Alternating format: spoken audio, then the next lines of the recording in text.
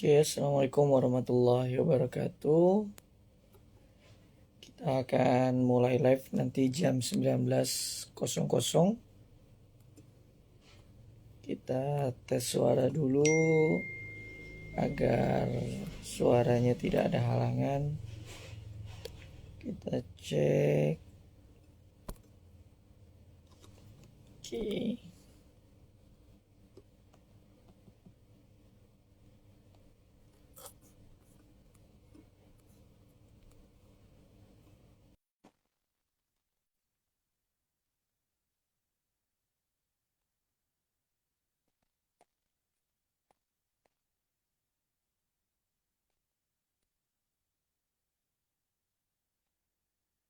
Halo Bu Nopen, selamat menonton. Oke, ini Kang Empai udah mulai masuk. Saya coba undang lagi ya Kang Empai. Oke, Kang Empai. Saya sudah coba undang untuk IG Live-nya. Mohon dikonfirmasi ya, Kang.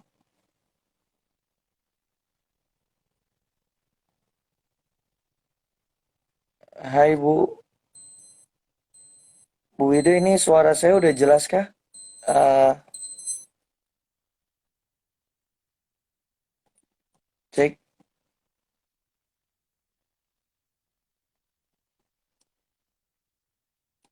oke. Cek, cek. Suara saya udah jelas kah, Bu Wide? Oke, saya coba undang kembali narasumber kita pada malam hari ini.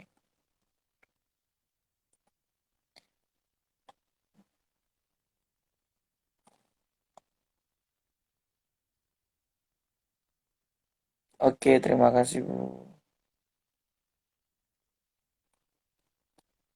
Oke, kita nunggu konfirmasi dulu dari pembicara kita pada malam hari ini.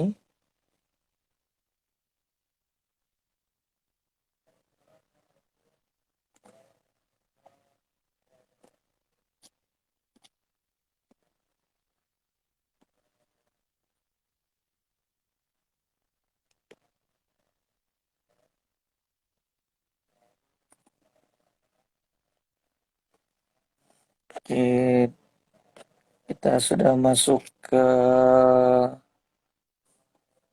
Oh, sudah ada permintaan. Oke, terima.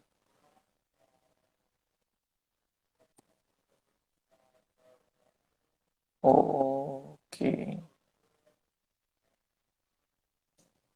Terima kasih teman-teman yang sudah bergabung pada live IG kita malam hari ini. Kita coba hubungkan kembali terlebih dahulu ke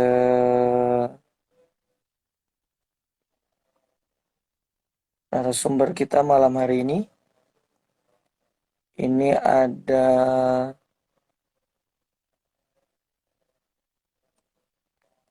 ini yang silat Berlin sama saja Kak Kang Pai. Tadi saya coba coba undang yang oke. Assalamualaikum. Oh, Waalaikumsalam. Kang, apa kabar Kang? Sehat Kang? Alhamdulillah baik. Alhamdulillah. Mohon maaf Alhamdulillah. Oke. ini Ini kayaknya sinyalnya oke. Halo Kang, suara saya jelas kah Kang? jelas tahu Kak. Halo Kang? Oh jelas, Alhamdulillah. Kang, ini mohon maaf nih suara Akang agak terputus-putus. Sebentar kalau gitu mungkin saya pindah sini dulu ya. Pindah akun ya? Oke, oke, siap.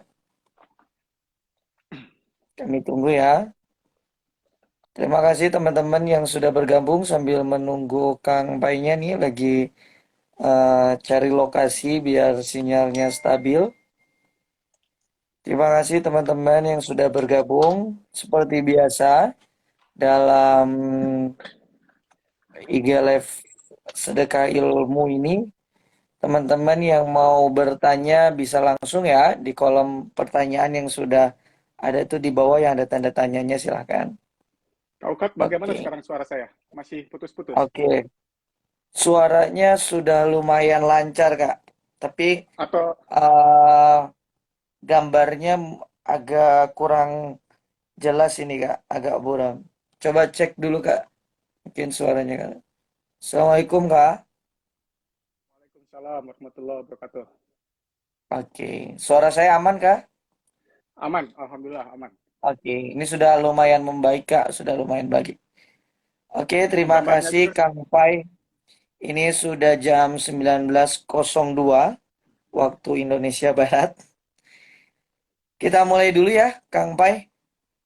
Kak Ukat, saya mau Oke, izin jadi. dulu ganti biar Oke, silakan, saya silakan, langsung. silakan. Oke, siap.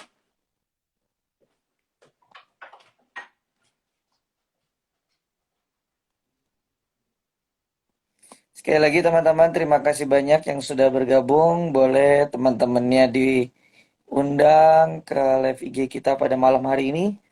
Karena narasumbernya luar biasa nih, jauh. Ya. Oke, nah, Kang Pai ini lokasinya yang jauh tapi hatinya yang dekat ya Kak.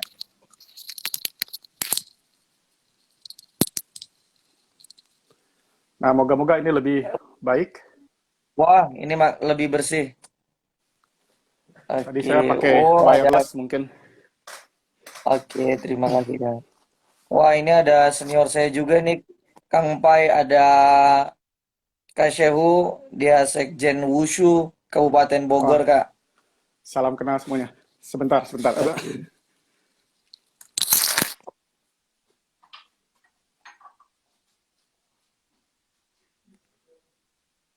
oke, baik.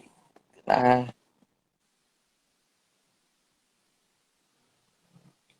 baik Bu Wida, terima kasih Kak Shehu, sukses juga Kak Shehu. Ngambil dulu kopi, Kak Ukat. Wih, mantap Kak. Seru, seru, seru, seru. Ya, saya ngopinya agak malaman dikit lah nanti. Di sini Sambil nyari sore-sore lagi enak inspirasi, minum kopi pernah ini. dapat ilmu dari Kang Pai, sambil Ah, ngopi gitu kan. Siapa tahu aja saya bisa ke Jerman juga gitu kan. amin, amin, amin. Oke, ini suaranya jelas Kang Pai udah, terus Ya, gambarnya juga udah jernih kok. Mantap. alhamdulillah kalau gitu. Ya, Kalau gitu kita mulai ya Kang. Assalamualaikum silakan. warahmatullahi wabarakatuh. Alhamdulillahirrahmanirrahim wa bihi nasta'in wa ala umuri dini wa din wassalatu wassalamu ala asrofil anbiya wal mursalin wa ala alihi washabihi ajmain amma ba'du. Terima kasih Kang Pai atas kesediaan waktunya dan nanti ilmunya juga yang akan dibagikan nanti. Terima kasih banyak. Pengalamannya Insya Allah. juga kami tunggu pada live IG malam hari ini. Juga teman-teman semua, semoga kita dalam keadaan sehat walafiat dan juga kita semua diberikan karunia kesehatan dan juga ilmu agar kita bisa terus berkarya dan bermanfaat bagi lingkungan sekitar. Amin.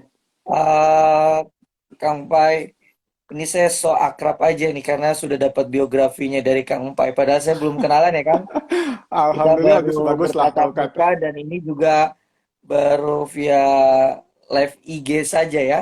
Mudah-mudahan Iya, ke iya. depannya kita bisa jalan silaturahmi Kang Pai. Insya Allah, Nanti insya Allah. minta tolong Kang Pai nanti menjelaskan tentang biografi Kang Pai dulu biar teman-teman di sini yang gabung di live IG kita ini lebih mengenal Kang Pai lagi dan juga nanti live IG ini akan dimasukkan ke YouTube-nya Sedekah Oksigen Kang Pai. Silakan, Namun insya Allah. sebelum nanti Kang Pai memperkenalkan diri, saya sedikit juga memperkenalkan lagi lah program-program dari Sedekah Oksigen Kang Pai biar lebih familiar. Siapa tahu teman-teman di luar sana ada yang mau berkolaborasi dengan Sedekah Oksigen, ya kami terima dengan senang hati. Yang pertama, Sedekah Oksigen ini Kang Pai bergerak dalam bidang sosial, terus juga biasanya kita ada kegiatan namanya Kas Darurat SO atau Kadaro, itu kita peruntukkan untuk kayak kira-kira ada bencana alam yang sifatnya kan dadakan, jadi kita sudah saving uh, biaya yang pada apa namanya waktu-waktu yang tak terduga itu bisa kita keluarkan untuk menolong teman-teman kita yang terkena musibah. Selain itu, sedekah oksigen juga ada kegiatan apa namanya beasiswa untuk anak-anak yang kurang biaya. Nah, nanti bisa disupport sama sedekah oksigen. Setelah itu juga ada beberapa program seperti salah satunya ini adalah program Rabu Sedekah Ilmu sebenarnya. Biasanya hari Rabu kita. Karena ini bintang tamunya narasumbernya spesial dan jauh dari Jerman. Jadi ini di minggu malam gitu. Kampai. Lebih jelasnya teman-teman yang mau kepoin tentang kegiatan-kegiatan sedekah oksigen bisa saja dicek di IG-nya sedekah oksigen. Kami selalu mereport kegiatan-kegiatan yang sudah kami lakukan. Kira-kira kayak gitu Kang Pai. Ya. Nah, Kang Pai, bolehlah sedikit memperkenalkan tentang Kang Pai. Namanya nih agak unik Kang Pai ya. Iya, iya, iya. Saya nih sampai ngeliat, wah ini bukan orang sembarangan nih, namanya aja udah unik gitu kan. Uniknya kayak gimana? Ya silakanlah Kang Pai menjelaskan terlebih dahulu. Silakan Kang Pai. Terima kasih banyak, Kak Ukat. Ya, Assalamualaikum warahmatullahi wabarakatuh. Eh, Waalaikumsalam sebelum warahmatullahi wabarakatuh. Sebelumnya saya memohon maaf terlebih dahulu dikarenakan kesibukan. Hari Rabu saya tidak bisa, jadi ketika menerima Oke. undangan itu saya bilang kalau hari lain selain hari kerja, insya Allah jadinya ya terpaksa diundur ke hari Minggu ini, Rabu Sedekah Ilmunya. Mohon maaf dikarenakan hal itu. Setelah itu saya juga sebelumnya berterima kasih atas undangannya, umumnya dari komunitas sedekah oksigen ini, khususnya ke Kak Nopenda Pohan atas uh, ada kesempatan untuk menceritakan pengalaman saya selama di Jerman ini, khususnya yang berkaitan dengan silat dan kuntal. Ya, perkenalkan, nama saya Popeye Satsadiguna, asli Sunda. Saya dilahirkan di Garut, sampai tamat SMP saya di Garut, SMA, dan sempat kuliah sedikit, saya pindah ke Bandung. Lalu sekitar tahun 2004, atau bukan sekitar tahun 2004 bulan Agustus saya pindah ke Jerman untuk melanjutkan kuliah. Sampai sekarang mukim dan bekerja di Hannover di Jerman. Uh, Tahun 2012 saya mulai mengajar silat, awalnya di komunitas pelajar Indonesia di Hannover ini. Lalu setelah itu mulai banyak juga orang-orang Jerman yang belajar silat kepada saya. Sejak 2016 atau 2017, saya dipercaya juga untuk menjadi perwakilan resmi pukulan Patikaman Silat Kuntao Borneo untuk wilayah Eropa. Jadi bukan cuma Jerman, saya dipercaya untuk mewakili kepengurusan pukulan Patikaman Silat Kuntao Borneo se-Eropa. Nah, di kesempatan kali ini di sedekah oksigen ini saya berbicara atas dengan kapasitas saya sebagai perwakilan dari pukulan Patikaman tersebut. Nah, mungkin segitu untuk Mantap. perkenalan awalnya, Kak Ukat.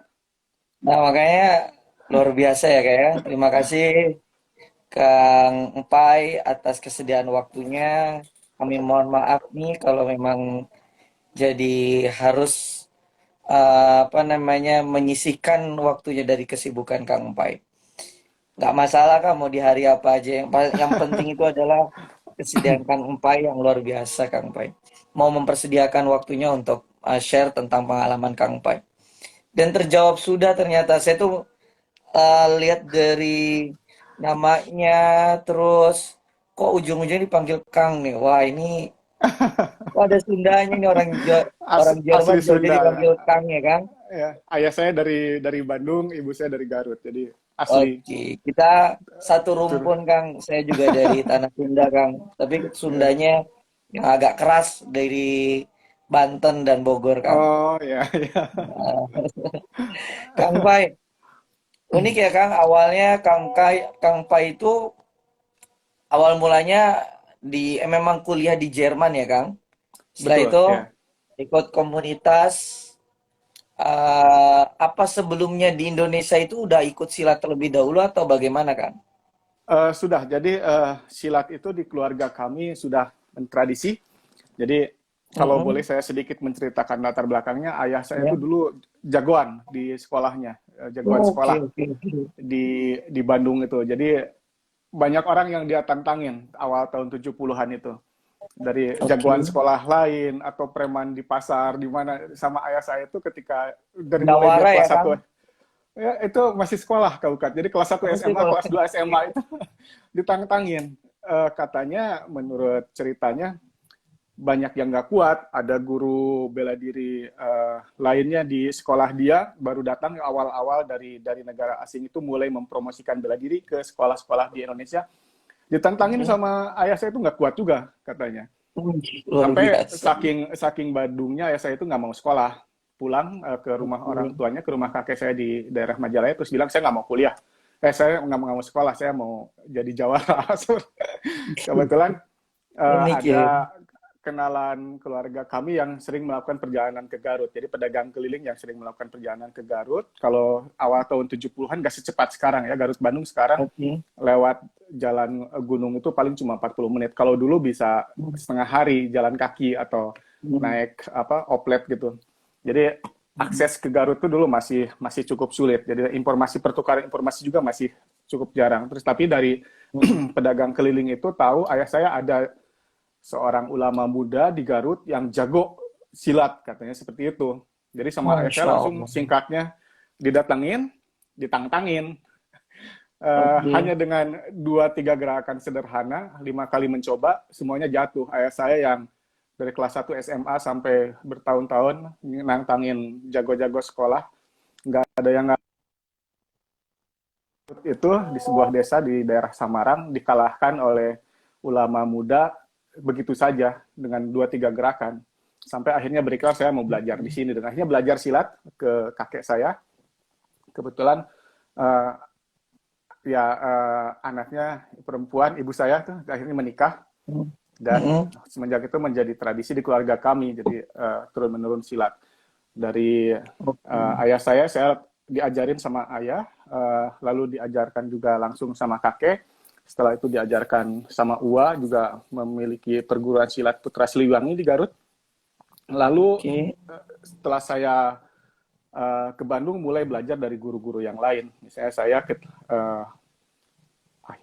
tahun 2000-an atau 2004 kurang lebih, saya belajar misalnya ke Bapak Rapijen sebentar, itu silat tupuhat, bagus sekali, dahsyat sekali. Lalu sampai Mm-mm. sekarang saya misalnya aktif juga belajar ke Bapak Gending Raspuji, maestro silat Jawa Barat. Saya belajar dari beliau itu Ulin Sera garis paksi, juga Ulin Makau garis paksi. Itu silat-silat tradisional Jawa Barat juga. Yang Ulin Makau itu ada pengaruh silat Cina-nya. Lalu misalnya juga saya belajar Sabandar jurus 7 dari Tasikmalaya. Lalu juga ada Suliwa jurus 14. Ini silat klasik dari Cianjur dari almarhum Bapak Dadang Amar.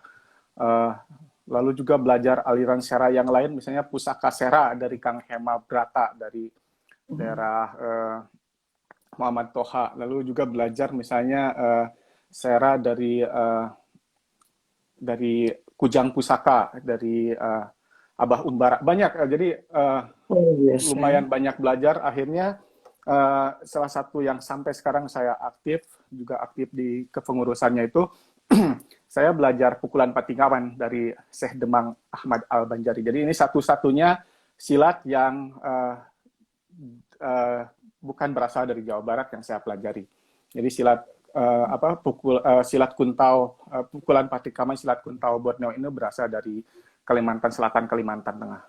Nah, gitu ceritanya Kak Ukat. Jadi Wah, lumayan keren ya belajar Kang. Saya cukup dengar banyak. ceritanya aja kayak dari Nah itu. histori apa namanya perjalanan mencari apa namanya belajar silatnya Kang Pa ini luar biasa ternyata ya. Dari sesepuh-sesepuhnya langsung ya. Tapi yang uniknya Kang Pai malah sekarang tuh lebih mengembangkan yang dari Kalimantan itu ya, dari Borneo itu ya, pukulan Eh, patikaman itu ya, Kang? Atau gimana, Kang? Jadi ilmu itu sebenarnya amanat ya Kak Ukat. Jadi saya Iya. yang lain juga tetap saya latih, cuma yang sekarang saya mewakili di sini sebagai pukulan patikaman karena sekarang di kepengurusan yang lagi aktif di kepengurusan pukulan patikaman seperti itu. Tapi ilmu-ilmunya sendiri yang pernah saya pelajari, yang pernah diwarisi itu saya anggap sebagai amanat dan tetap harus kita jaga, tetap kita harus latih seperti itu. Gitu. Luar biasa. Artinya dalam bela diri pun sudah tidak tersekat sama wilayah lagi ya, Kang ya. Artinya ya ketika kita sudah belajar diamanain sama guru itu yang benar-benar harus kita pegang ya, Kang ya. Betul sekali Kak Ukat. Salah satu istimewanya ini Syekh Demang Ahmad Al-Benjari, pendiri dari Pukulan Patikaman. Eh, Hmm. Beliau mewariskan ilmunya tanpa pilih-pilih. Jadi kalau ada orang meminta saya ingin diajarin, diajarin gitu. Oke. Padahal beberapa perguruan tradisional, apalagi di Indonesia, kadang kesukuannya cukup kuat ya. Kalau Hmm. misalnya gurunya berasal dari suku B, muridnya datang dari suku D, kadang nggak diajarin kan. Iya, iya, Tapi iya. Karena kalau ada. betul, kaupinismenya kuat sekali di kita kadang. Tapi kalau Syekh Demang Ahmad Al-Benjari dia sangat terbuka, beliau sangat terbuka ketika saya meminta untuk belajar. Beliau dengan sangat murah hati memberikan semua materi uh, untuk saya pelajari sampai akhirnya saya dipercaya untuk diuji, dipercaya untuk menjadi perwakilan di wilayah Eropa. Seperti Masya itu. Allah. Kang, eh lihat historinya, eh, Kang Pai ini ternyata luar biasa ya. Silat itu juga banyak alirannya yang sudah Kang Pai geluti di dalamnya. Kalau menurut Kang Pai sendiri, Kang, arti silat tuh bagi Kang Pai itu apa sih? Sampai Kang Pai itu sampai detik ini masih benar-benar memegang teguh tentang persilatan gitu kan. Ya, silat banyak istilahnya ya. Misalnya di Kalimantan sendiri nggak dipakai istilah silat, tapi disebut kuntal.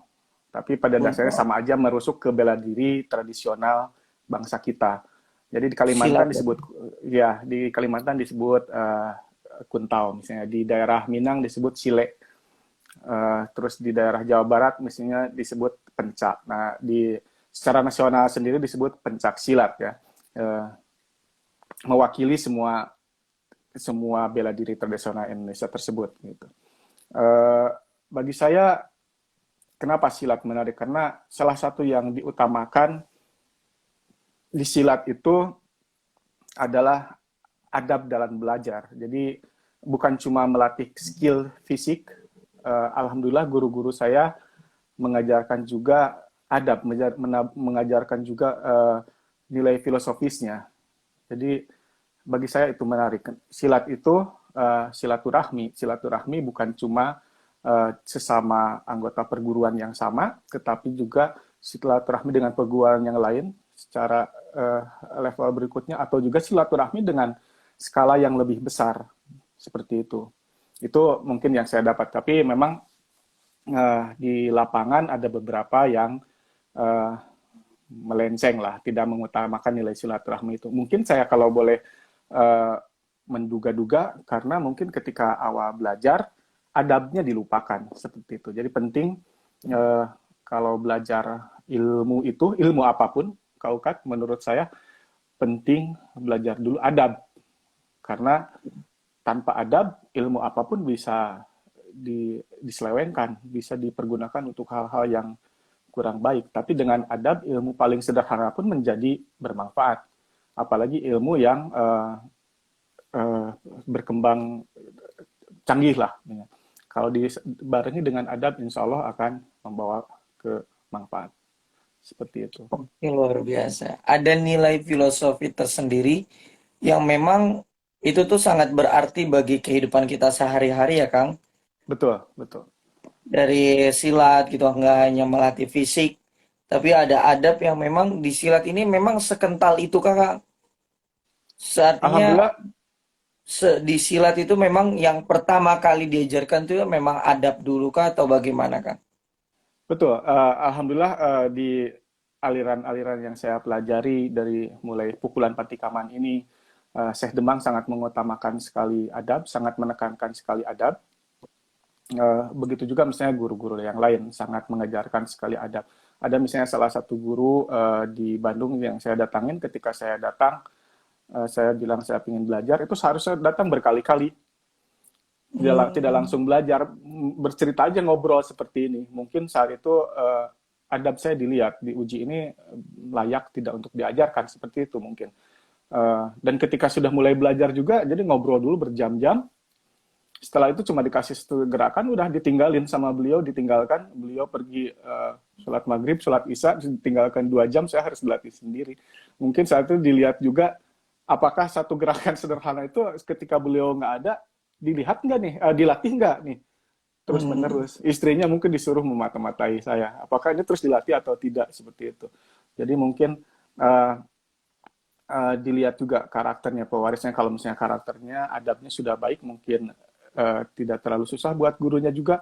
Tapi kalau adabnya buruk, mungkin ilmu-ilmu geraknya nggak dikasih dulu, tapi diperbaiki dulu Hmm. adabnya. Mungkin seperti itu prosesnya. Luar biasa ya Kang ya, unik ya, artinya memang ini jadi ciri kekhasan sendiri ya Kang ya, Betul, betul. dari silat Saya, itu sendiri Kang. Nah, iya, saya sampai pikir saya gimana pikir Kang? bela diri luar juga seperti itu. Mungkin cuma permasalahannya proses pewarisannya yang jauh. Mungkin Oke ya Kang. anggap aja di Jepangnya sendiri atau di Cinanya sendiri, mereka menekankan juga hal-hal filosofisnya seperti ini, Iya Kang. pembentukan karakternya seperti ini. Cuma ketika pewarisan ke kita mungkin itunya agak ketinggalan, di level-level awal mungkin tidak diajarkan. Tapi kalau semakin tinggi orang semakin berilmu itu, insya Allah kalau dibarengi dengan pengajaran pengembangan atau karakter, pengembangan atau penguatan karakter, insya Allah akan semakin semakin berisilah gitu.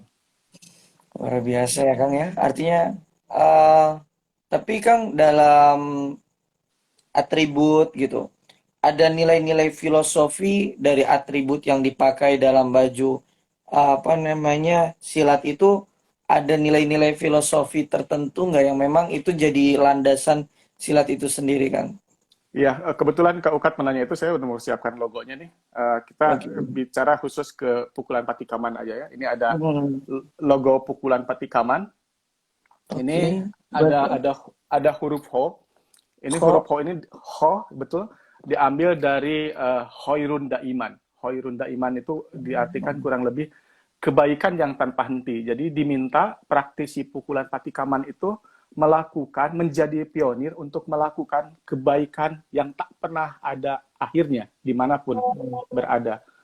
Jadi entah bagaimanapun orang melakukan sesuatu kepada kita, kejahatan atau apa, kejelekan, diperlakukan buruk atau bagaimanapun, seorang praktisi pukulan Patikaman harus menjadi pionir untuk melakukan kebaikan. Itu Khairun Daiman. Lalu ada lagi 3 tulisan Arab di sini itu Baiman, Bauntung, sama Batuah di sini. Ini prinsip dasar atau filosofi orang Banjar ketika mendidik anak-anaknya. Jadi kalau secara mendalamnya, anak-anak Banjar itu sama orang-orang tuanya diajarkan untuk baiman, diajarkan ilmu-ilmu syariat sama ilmu-ilmu hakikat, ilmu-ilmu agama, sehingga mereka punya iman yang kuat. Kalau orang sudah memahami ilmu syariat, ilmu hakikat, insya Allah akan mencapai kemakrifatan, dan orang-orang yang makrifat, orang-orang yang menjalankan apa ilmu agama dengan benar akan hidupnya beruntung, tidak hanya di dunia, tapi beruntung nanti secara kekal di akhirat. Itu kedua yang tadi, setelah baiman, untung. Dan orang-orang yang betul-betul punya iman yang kuat, menjalankan syariatnya di dunia, eh, meraih keberuntungan, hanya orang-orang seperti itulah yang nantinya akan memiliki tuah. Itu yang ketiga, itu batuah. Jadi perilakunya memberi manfaat, ucapannya memberi manfaat. Jadi orang-orang Banjar itu mengharapkan anaknya baiman, untung, dan batuah. Tapi secara Betul. singkatnya, kalau secara singkatnya bisa dibilang orang Banjar itu disederhanakannya, mereka ingin anak-anaknya menjadi ulama. Kalau tidak bisa Oke. menjadi ulama, mereka ingin anak-anaknya itu beruntung. Beruntung tuh orang kaya raya, bisa dibilang seperti itu. Merah ya. Pedagang yang sukses, pengusaha yang sukses, Oke. pejabat yang sukses. Kalau misalnya itu juga tidak tercapai, mereka ingin anak-anaknya batuah. Batuah itu apa? Manfaatnya. Pendekar. Iya, tidak hanya pendekar dalam artian bisa ilmu bela diri atau apa, tapi batuah itu orang yang di lingkungannya memberi manfaat seperti itu. Itu filosofi yang bisa diambil. Ada lagi pedoman dari pukulan patikaman itu, misalnya kayuh baimbai. Kayuh baimbai itu mengayuh secara bersama-sama. Jadi uh, tidak hanya sesama anggota, tetapi dengan masyarakat juga kita harus saling memajukan. Kayuh baimbai. Jadi harus bekerja sama agar bersama-sama meraih kemajuan. Seperti itu. Itu hanya dari logo aja misalnya, Kak Ukat. Itu beberapa nilai-nilai filosofis yang bisa diambil dan coba kita terapkan. Nah, seperti itu. Oh, luar biasa banget ya, nilai filosofinya tuh tinggi banget. Artinya sejatinya manusia ya seperti itu gitu ya Kang ya. Artinya dan dalam logo itu tuh udah kompleks ya. Artinya udah menurut saya sih demokratis banget gitu. Karena eh, sang murid atau sang anak itu diberikan alternatif gitu. Artinya yang tadi disebut dengan daiman, menjadi orang yang istilahnya jadi Betul, ulama, betul. kalau enggak yang beruntung gitu. Artinya dalam filosofi ini pun ada nilai demokratisnya yang luar biasa sih menurut saya Kang. Betul, betul. Artinya kita kuat tapi kita bisa memilih gitu kan, itu kan kemerdekaan bagi seorang apa namanya individu gitu menurut saya, dan itu luar biasa banget sih Kang. Nah Kang, Betul. tapi ngomong-ngomong filosofi ini kan apalagi tentang kayu baimbai itu, tentang ya ini udah kayak eh, karakter dasar orang-orang Indonesia yang apa namanya yang gotong royong gitu. Nah, sedangkan Kang Pai ini kan perwakilan di Eropa gitu, di Jerman gitu. Kira-kira nilai filosofi ini sebelum jawab itu mungkin nanti Kang Pai juga jelaskan siapa sih murid-murid yang Kang Pai ajar di sana. Apa orang Indonesia toka yang mahasiswa-mahasiswa di sana, atau apa namanya orang Jerman juga, atau ada yang ikut juga. Nah, kira-kira bagi kalau orang Indonesia mungkin kita bisa satu frekuensi gitu, Kang. Tapi kalau untuk orang luar gitu, Kang, bagaimana menanamkan itu gitu, Kang, maksud saya, Kang. Nah, tadi Kak Ukat kan menanyakan dulu siapa aja yang saya ajar, gitu kan? Hmm. Jadi saya akan cerita dulu ke sana. Jadi awal saya di Jerman itu karena dulu akses internet, saya suka menulis, dan Hmm. dulu akses internet di Jerman tuh awal saya datang ke Jerman jauh lebih baik dengan di Indonesia. Jadi saya terpikir kenapa tidak menuliskan hal yang paling saya kuasai di internet. Waktu itu lagi rame-ramenya salah satu Hmm. forum besar di Indonesia. Jadi hampir semua orang pasti ikut bikin trade atau ngebuka di sana, ikut ikut menulis. Jadi saya ikut menulis di forum bela diri uh, di forum itu uh, tentang hal yang saya kuasai tentang silat ini. Jadi sering menulis, terus banyak waktu itu pelajar-pelajar Indonesia kan kenapa nggak ngajar? Waktu itu belum terpikirkan sama saya. Sampai kurang lebih sekitar tahun 2012 itu ada kawan orang keturunan Rusia, badannya tinggi besar, Hmm. kekar kayak gitu, tinggi besar, kekar, bercanda-bercanda gitu sama saya, nggak serius, bukan bukan perkelahian yang benar, bercanda mencoba menjatuhkan saya. Malah dia yang jatuh, kaukat gitu dengan mudahnya. Oke. Dia sendiri kaget. Orang besar Terus ya, Kang, saya tinggi sendiri, besar ya. iya saya sendiri apa refleks itu bukan nggak Hmm. saya rencanakan, tiba-tiba dia jatuh, refleks, dia kaget, dan kebetulan ada student Indonesia yang melihat, terus akhirnya dia betul-betul menanyakan, kan kenapa nggak ngajar aja gitu, sayang kalau nggak ada. Akhirnya ya udah, saya bilang ya kita latihan aja. Awalnya jadi student Indonesia, kita latihan di taman seminggu sekali, 2012 tuh. Menjak itu mulai berkembang. 2016 saya mengundang guru-guru sepuh atau guru-guru utama dari Indonesia untuk memberikan seminar di Jerman. Jadi 2016 saya mengundang guru dari Indonesia, 2017 saya mengundang juga guru dari Indonesia, 2018 malah saya mengundang 2 orang guru dari Indonesia dengan waktu yang berbeda. 2019 saya mengundang juga, cuma waktu itu lokasinya di Berlin. Kalau 2016 di Hannover, 2017 di Hannover, 2018 dua kalinya itu di Hannover, beda bulan. Mengundang guru dari Indonesia dengan niat mempromosikan bela diri Indonesia. 2019 saya yang mengundang, saya yang mengorganisir, tapi lokasinya waktu itu di Berlin. Cuma 2020 ada corona, sampai sekarang belum terjadi lagi. Jadi niat awal saya waktu itu memang mempromosikan budaya Indonesia biar semakin dikenal luas. Cuma dikarenakan saya mengorganisir seminar itu, komunitas bela diri di Jerman mulai mengenal, wah ini ada yang bisa silat tradisional nih di Hannover 2016. Nah itu semenjak saat itu mulai juga banyak orang-orang Jerman yang belajar ke saya. Ada yang misalnya yang dari Berlin, ekstra 1 bulan sekali datang, dapat materi, terus dilatih, bulan berikutnya datang lagi, diperbaiki, pulang lagi ke Berlin, seperti itu. Ada yang seperti itu, nginap 2 hari misalnya di Hannover, di tempat tinggal saya. Ada yang seperti itu, ada juga yang dari kota lainnya sama seperti itu. Atau ada juga yang mengundang saya ke kotanya dia, memberi latihan 1 hari, bulan berikutnya diundang lagi, seperti itu aja.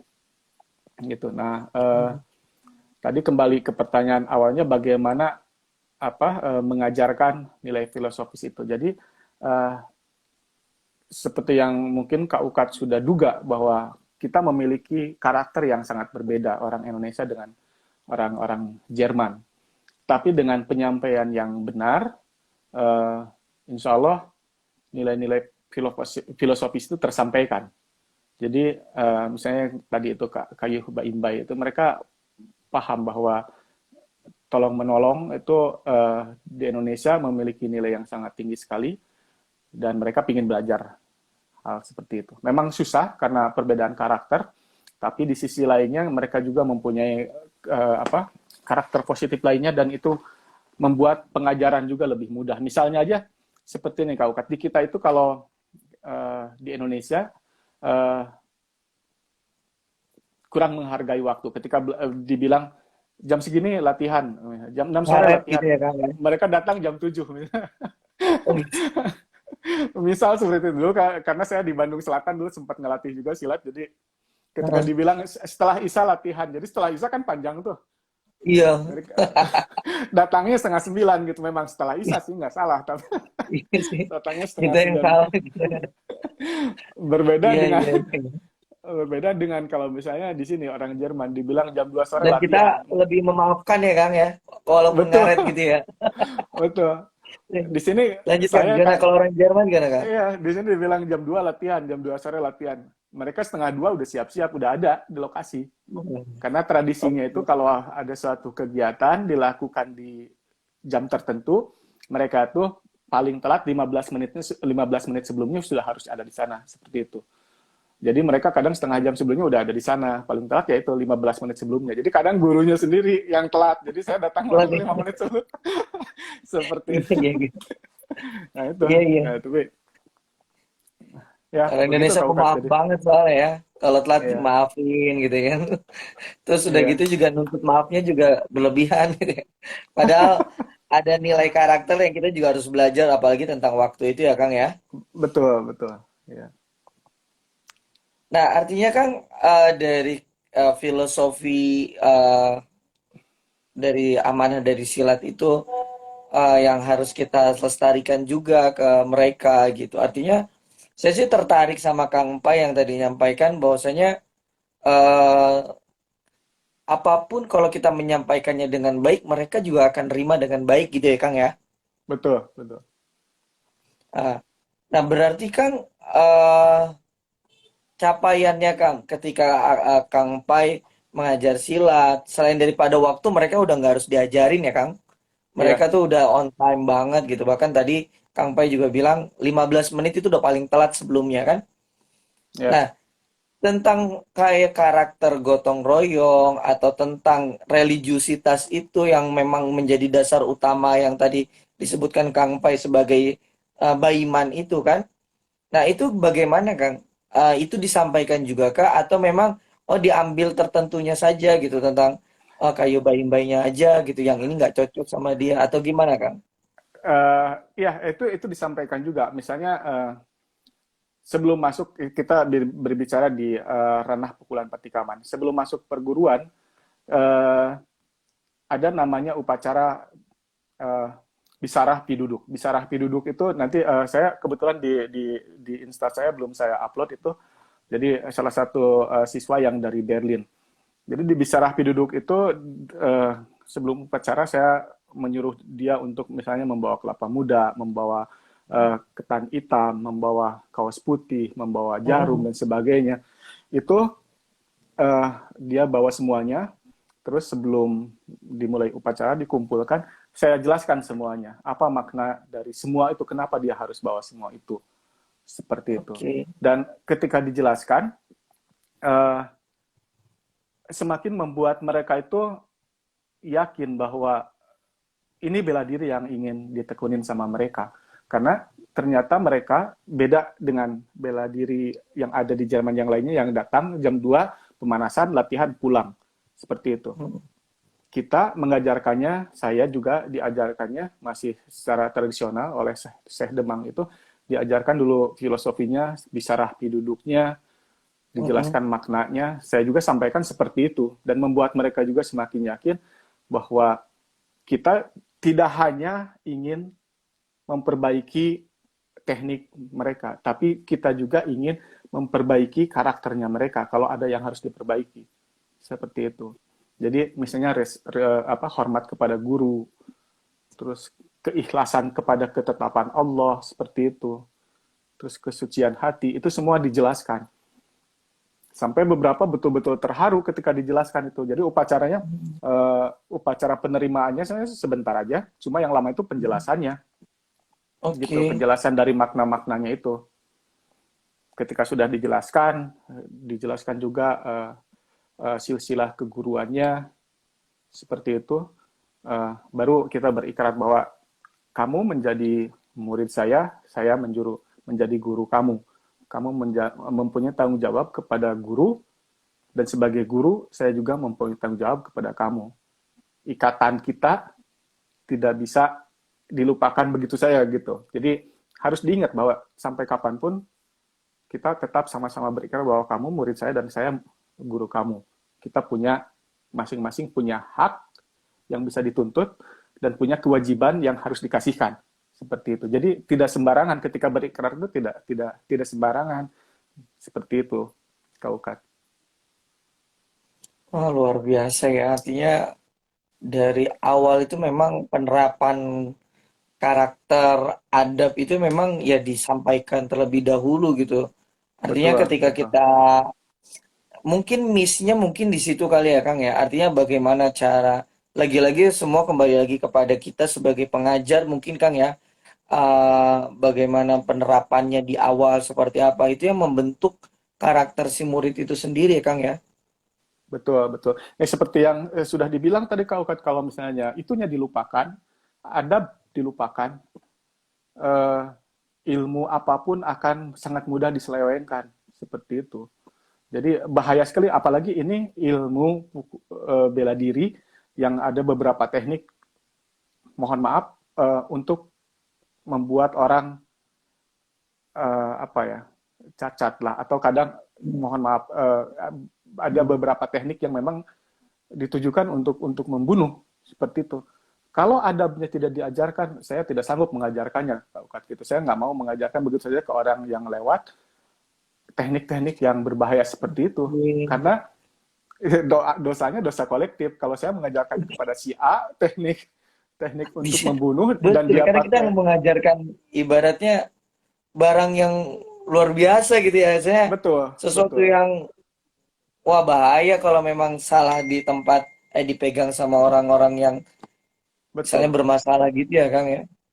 Beberapa hal memang teknik itu beberapa sangat mudah sekali dilakukan, Kak Ukat. Setengah jam diajarkan orang sudah bisa memakainya. Dan kalau itu tidak dibarengi dengan adab, itu sangat berbahaya sekali. Gitu. Mungkin itu prosesnya yang lama. Jadi adabnya dulu diperkuat. Kalau misalnya sudah yakin ini bisa memegangnya, teknik-teknik sederhana tapi sangat efektif itu bisa diajarkan seperti itu. Jadi memang Oh, penting di silat tradisional, utamanya di pukulan patikaman itu bahwa kita harus mengutamakan dulu adabnya. Ya, walaupun sekarang pukulan patikaman itu muridnya banyak sekali Kak Ukat. Jadi iya. Syekh Demang Ahmad Al-Benjari itu kalau secara perguruan baru mendirikan pukulan patikaman 1 Juni 2008, relatif baru. Gitu. Uh, ya, 1 Juni 2008. 2009 beliau mulai juga memperkenalkan lewat YouTube dan Facebook.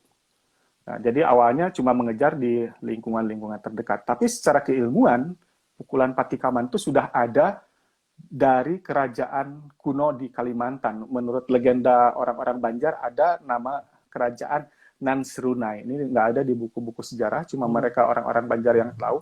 Ada nama kerajaan Nansrunai. Ada patih-patihnya terkenal, panglimanya yang terkenal namanya Mhm. Datuk Banua Lima. Nah, dari Datuk Banua Lima inilah ilmu kuntau yang sekarang ada di pukulan patikaman ini. Dan teknik-tekniknya itu beberapa hal sangat mudah dilakukan, tapi juga sangat berbahaya. Seperti itu. Oke. Jadi, nah Maka sekarang kenapa, ya Kang, lanjut Kang. uh, meskipun seperti itu, Syekh Demang seperti saya udah bilang di awal, dia sangat murah hati ketika orang ingin belajar, dia ajarkan begitu. Tidak ada pembatasan orangnya mau berasal dari mana. Karena itu sekarang muridnya banyak sekali. Ada yang di Amerika, di Ohio, ada yang di Seattle misalnya.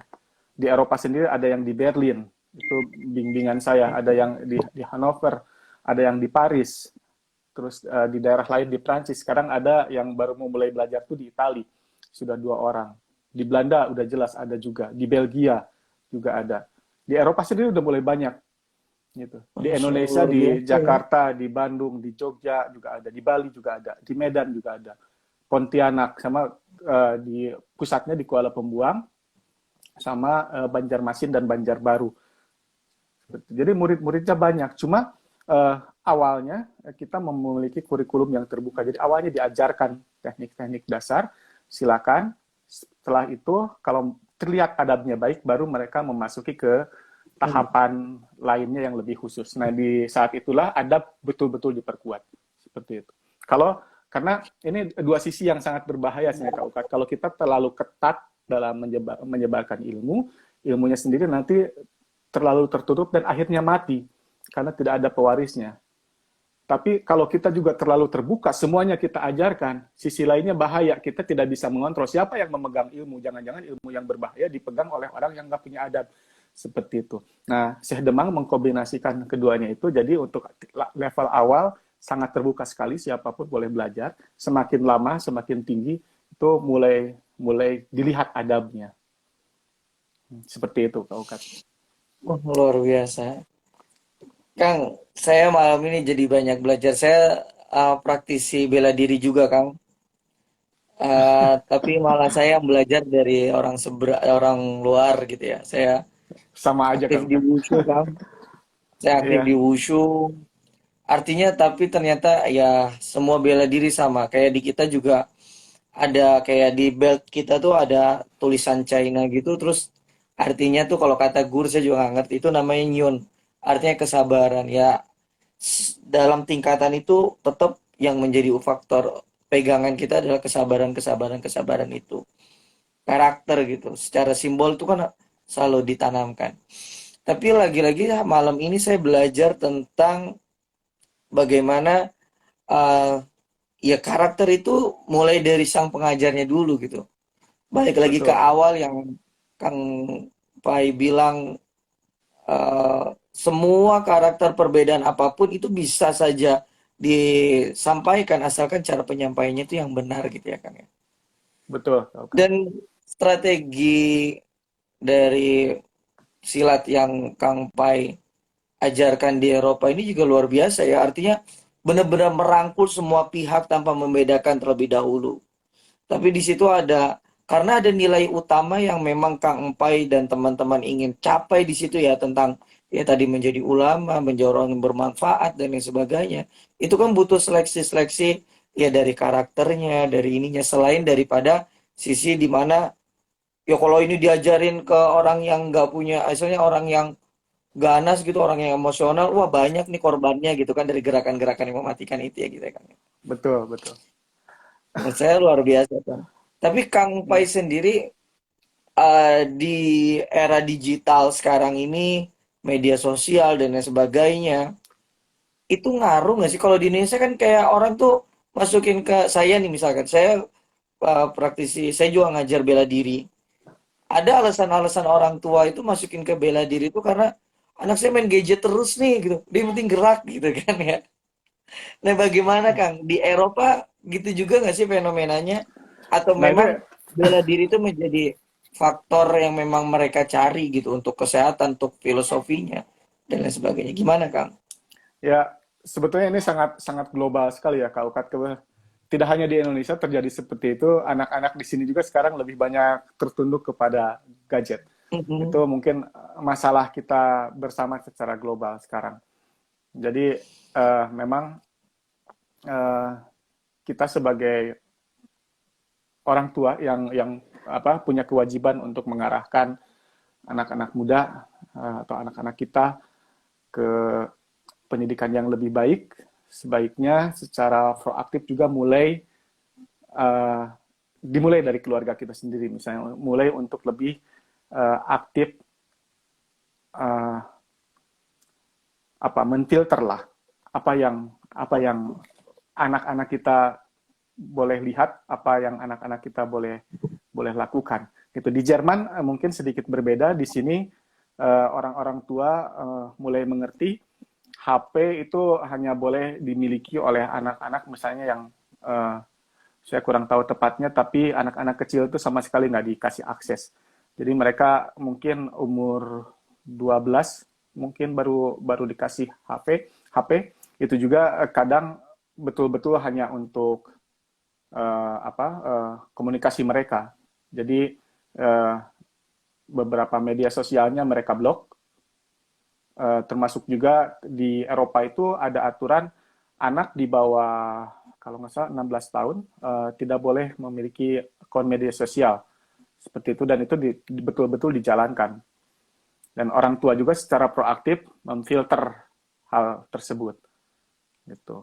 Jadi saya nggak tahu di Indonesia, saya sudah lama meninggalkan Indonesia meskipun baru 3 tahun yang lalu pulang. Cuma saya kurang tahu bagaimana di Indonesia. Cuma saya melihat pengaruh media media sosial kalau kita untuk anak-anak kecil itu kurang baik.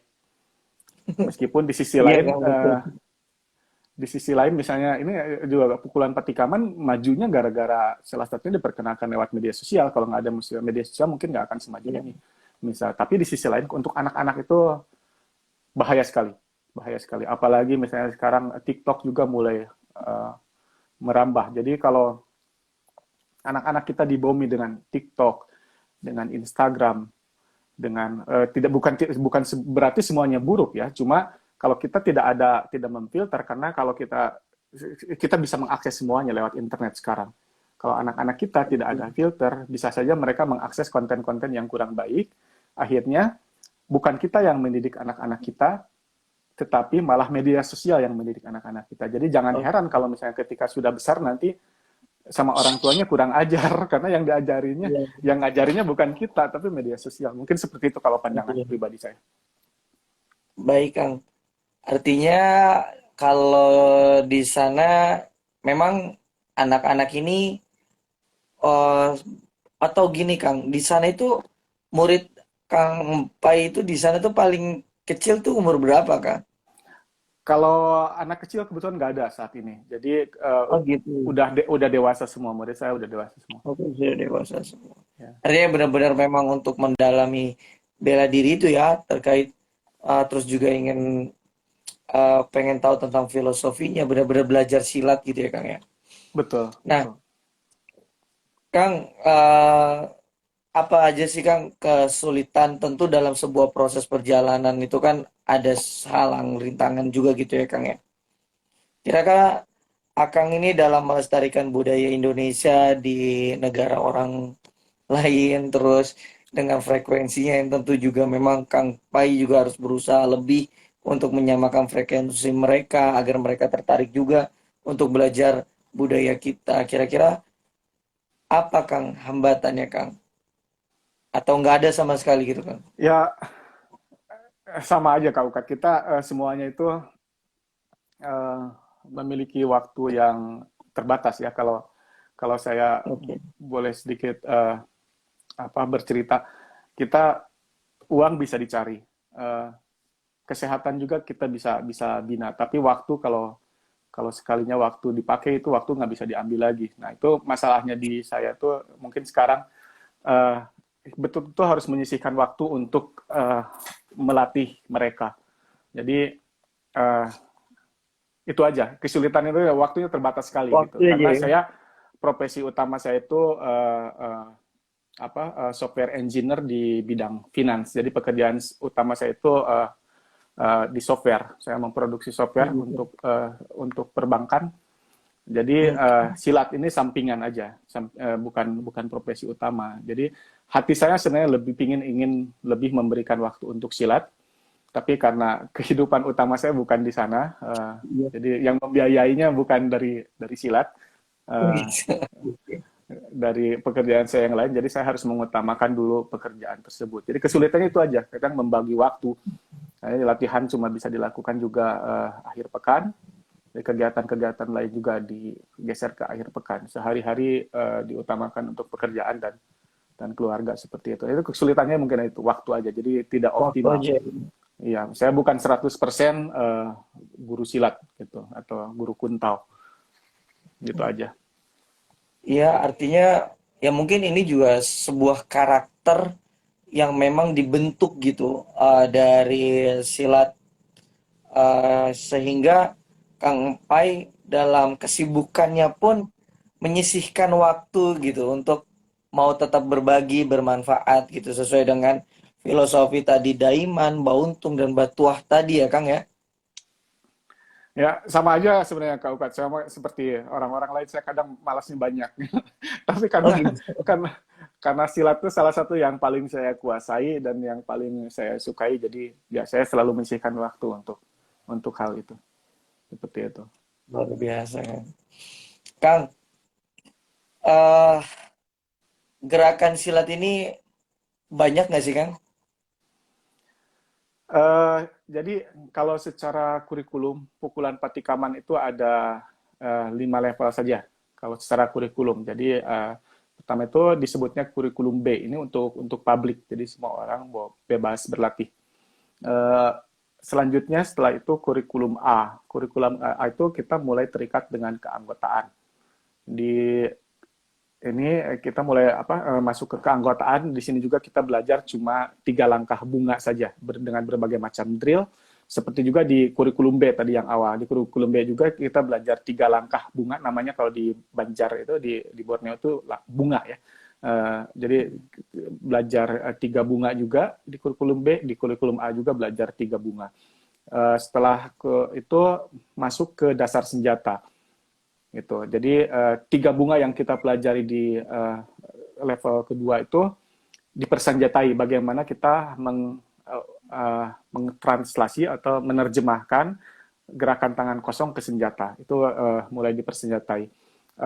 Lalu selanjutnya belajar juga sendeng. Ada kita di sana ada kurikulum sendeng 7 dan sendeng 12. Yang terakhir itu baru uh, ini secara kurikulum level yang terakhirnya itu uh, tiga uh, kuntau tradisional. Jadi memilih salah satu dari 3 kuntau tradisional yang menjadi sumber keilmuan dari pukulan patikaman. Itu kalau dari secara kurikulum. Tapi kalau dari secara tingkatan praktisi, kita memiliki 7 tingkatan seperti itu, Kak. Jadi Ada awal 7 tingkat. sekali betul, awal sekali kita itu belajar cuma 3 bunga yang bisa dipelajari oleh siapa aja. Ini di kurikulum B, jadi terbuka untuk umum. Tapi ini ciri khas pukulan patikaman, meskipun uh, di awal sekali kita udah langsung itu bisa berlatih aplikasi, bisa ujiannya aja ini yang terbuka itu level B itu ujiannya aja udah langsung ditusuk-tusuk pakai belati gitu, melakukan pembelaan diri Waduh. dengan belati tajam seperti itu karena itu memang tradisinya di Banjar itu. Itu Oke. dari awal ujian pertama aja udah langsung berhadapan dengan belati tajam. Jadi bukan simulasi tapi betul-betul diserang dengan belati tajam. Itu juga mungkin salah satu tanggung jawab dari guru. Jadi kalau memang udah siap menjadi guru, harus siap juga bisa membaca apakah murid siap nggak untuk diuji dengan belati. Jangan sampai kita udah kamu ujian aja, ya. Tapi tanpa menilai ini anak Iya. siap nggak nih untuk ujian dan ketika ditusuk belati akhirnya kita yang kena kan. Apalagi di Jerman kita bisa dituntut eh, dengan Iya. pasal-pasal pencobaan pembunuhan misalnya atau Iya, iya, iya, eh, iya. di sini banyak pasal-pasal yang kecelakaan aja bisa sangat memberatkan di sini gitu. Kalau di Indonesia mungkin bisa aja berkelah bilang wah ini kan kesalahan di latihan atau apa misalnya kecelakaan dan akhirnya saling memaafkan kan. Kalau di sini nggak bisa. Iya, Jadi ketika nggak saya mau bisa ya. menguji betul-betul harusnya ini anak siap nggak nih? Ini murid siap nggak untuk menerima serangan belati? Kalau misalnya kira-kira nggak siap ya nggak ada ujian seperti itu. Jadi kalau materinya di awal-awal nggak terlalu banyak, tapi semakin ke sana semakin intens. Seperti itu Kak Ukat. Oke. Luar biasa, Kak. Menarik banget ya. Artinya di sini tuh saya dapat eh, bela diri tuh nggak sekedar ya tok gerakan fisik, tapi ada nilai yang memang luhur gitu dibandingkan gerakan bagaimana pembelaan diri. Tapi bagaimanapun apa namanya pembelaan diri yang paling ampuh itu adalah dengan karakter yang baik itu ya kan. Dan itu menjadi faktor utama bagi silat yang Kang Pai sampaikan itu adalah menjadi filter untuk mencapai tingkatan-tingkatan selanjutnya gitu karena itu tanggung jawab kolektif yang Betul. tadi ya Kang. Betul, betul. Jangan sampai ya kita menanggung dosa kolektif itu ya Kak Ukat. Kalau misalnya Ya kita betul Kang. mengajarkan sesuatu itu disalahgunakan, kan kita menanggung juga akibatnya gitu. Oke.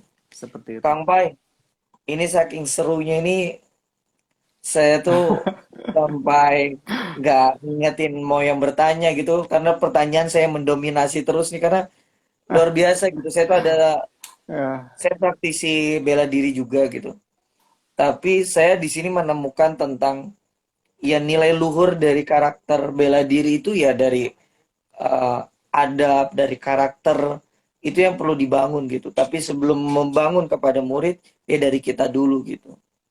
Dan itu betul, menurut betul saya Kak luar Ukat. biasa. Itu poinnya gitu kan. Kang Pai makasih banyak.